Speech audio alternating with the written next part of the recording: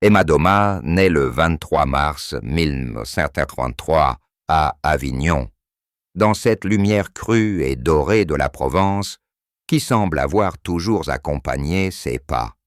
Enfant déjà, elle chante partout, dans la cour de récréation, sous la douche, dans les champs de lavande où ses parents l'emmènent l'été. Sa voix, claire et légèrement rauque, porte en elle quelque chose d'ancien, comme si elle avait déjà vécu plusieurs vies avant même d'en commencer une. À 16 ans, elle compose ses premières chansons sur une guitare d'occasion. Des textes où l'on sent déjà la fragilité et la force mêlée, la peur de ne pas être à la hauteur et l'envie farouche de dire le monde autrement. L'année 2003 change tout. Star Academy, 2e saison. Elle a 20 ans, les cheveux courts, un regard qui défie les caméras. Elle entre dans le château de Damary-les-Lys avec l'idée naïve que le talent suffira. Elle chante, elle vibre, elle gagne le cœur du public semaine après semaine. Les journaux titrent déjà la révélation. Les radios passent en boucle sa version de My Immortal d'Evanescence. Elle termine 4e. Pour beaucoup, c'est un exploit. Pour elle, c'est le début d'un long malentendu. Car dès la sortie, l'étiquette colle à la peau. Finaliste de télé-réalité. On lui propose des tournées des discothèques, des plateaux où l'on attend d'elle qu'elle pleure ou qu'elle rit sur commande. Son premier album, Le Sceau de l'Ange, sort en 2004. Il se vend correctement, mais les critiques sont tièdes, parfois cruelles. On lui reproche d'être trop sérieuse, trop littéraire, pas assez pop. On lui rappelle sans cesse d'où elle vient. Elle sourit en conférence de presse. Mais le soir, dans les chambres d'hôtel anonymes, elle pleure. Elle a l'impression d'avoir trahi quelque chose d'essentiel. Elle voulait être chanteuse, pas produit dérivé. Les années suivantes sont un lent combat pour se défaire de cette image. Elle enregistre un 2e album, Effets secondaires. Plus sombre, plus personnel. Elle écrit tout, compose presque tout. Les ventes sont confidentielles. Elle fait des petites salles, parfois à moitié vides. Elle refuse les émissions People, décline les propositions de télécrochet en tant que jurée. Elle disparaît des radars. Beaucoup pensent qu'elle a sombré, qu'elle a brûlé ses ailes trop près du soleil cathodique. En réalité, elle se reconstruit loin des regards. C'est à cette époque qu'elle rencontre celui qui deviendra son mari. Il s'appelle Jérôme. Il est ingénieur du son, discret, solide, comme un chêne. Ils se croisent dans un studio marseillais où elle enregistre des maquettes que personne n'entendra jamais. Il l'écoute chanter sans la regarder comme une ancienne star, simplement comme une femme qui a mal quelque part et qui le met en musique. Un soir, après une séance qui s'est éternisée, il lui prépare un thé dans la régie. Il parle jusqu'à l'aube. Elle lui raconte la honte qu'elle traîne, cette sensation d'être une imposture permanente. Il l'écoute sans juger. Il lui dit simplement « Tu n'as pas à prouver que tu mérites d'exister en dehors de cette étiquette. Tu existes, c'est tout. » Leur histoire commence doucement, presque timidement. Elle a peur de l'amour, peur qu'on l'aime, encore, pour la mauvaise raison. Lui n'a jamais regardé Star Academy. Il découvrait ses chansons anciennes au compte-gouttes, comme on ouvre des tiroirs secrets. Ils s'installent ensemble dans une maison aux portes d'Avignon, avec un jardin où poussent des figuiers et des roses de trémière. Elle arrête presque de chanter pendant 2 ans. Elle lit énormément. Marguerite Duras, Annie Ernaux, Christian Bobin. Elle commence à écrire autre chose que des chansons, des nouvelles, des fragments de journal intime. Un soir d'hiver 2009, Jérôme la trouve assise par terre dans le salon, entourée de vieux magazines qui titrent sur sa chute. Elle pleure sans bruit. Il s'assoit à côté d'elle, prend sa main. C'est lui qui pleurera plus tard, des années après, en racontant cette nuit-là à un ami proche. J'ai compris ce soir-là à quel point elle avait souffert. Pas à cause des ventes ou des critiques, mais parce qu'on lui avait volé sa légitimité. Elle avait 25 ans et elle se sentait déjà finie.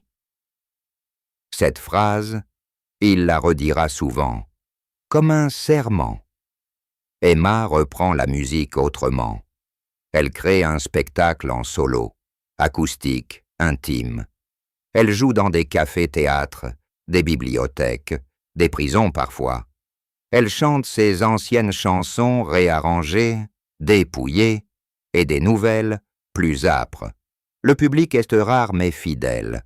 Elle refuse toute promotion. Elle veut que les gens viennent parce qu'ils ont entendu parler d'une femme qui chante vrai, pas parce qu'ils se souviennent d'une candidate télé. En 2012 naît leur premier enfant, une petite fille prénommée Lou. Emma arrête tout pendant plusieurs mois. Elle allaite, elle change des couches, elle dort par bribes. Elle redécouvre son corps, autrement que comme un instrument de scène. Elle écrit des chansons sur des bouts de papier pendant que le bébé dort sur elle. Jérôme, lui, réduit ses heures au studio pour être là. Il traverse des périodes de tension. L'argent manque parfois, les nuits sont courtes, les disputes éclatent sur des riens. Mais ils tiennent. Ils apprennent à se parler sans cris, à dire la fatigue avant qu'elle ne devienne rancœur. En 2015 sort l'album « Le chemin de la maison ». Il est autoproduit, distribué en toute petite quantité. Les critiques, quand elles existent, sont enfin bienveillantes.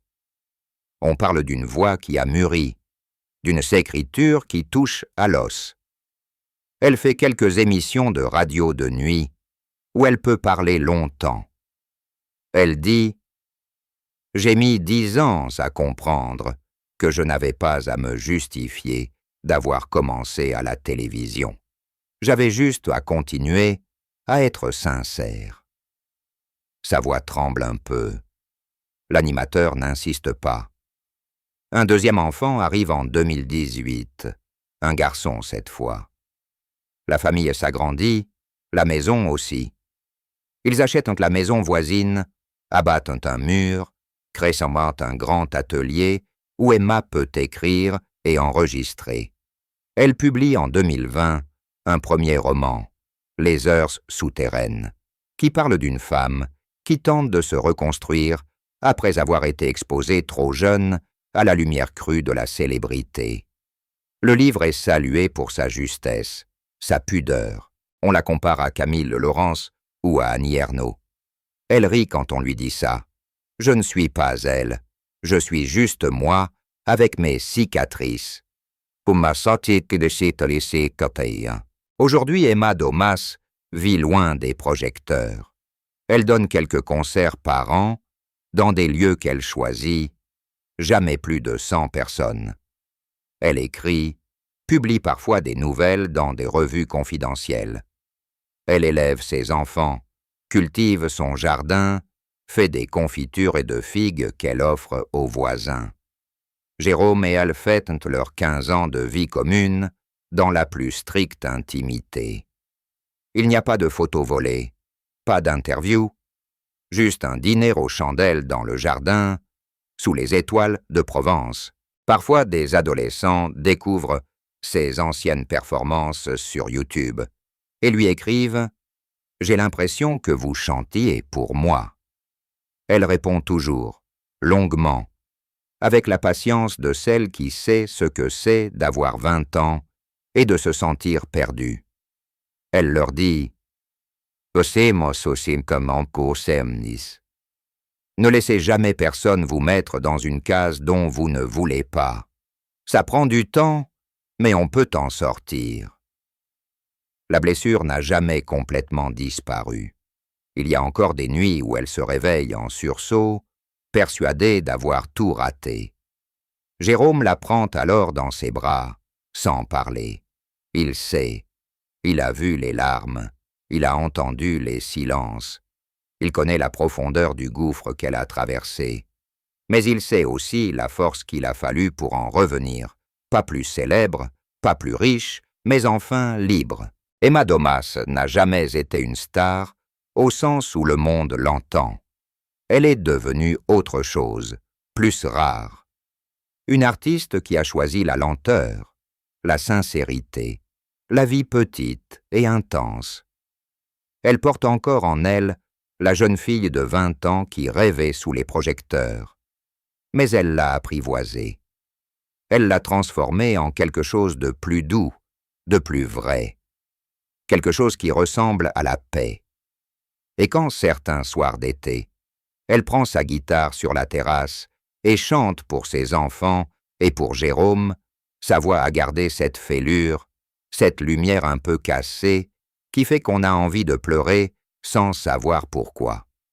C'est que la voix de quelqu'un qui a traversé le feu, sans brûler complètement, qui a appris que la vraie victoire n'est pas d'être applaudi par des milliers de personnes, mais d'être aimé par quelques-uns profondément, durablement. C'est la voix d'Emma Daumas.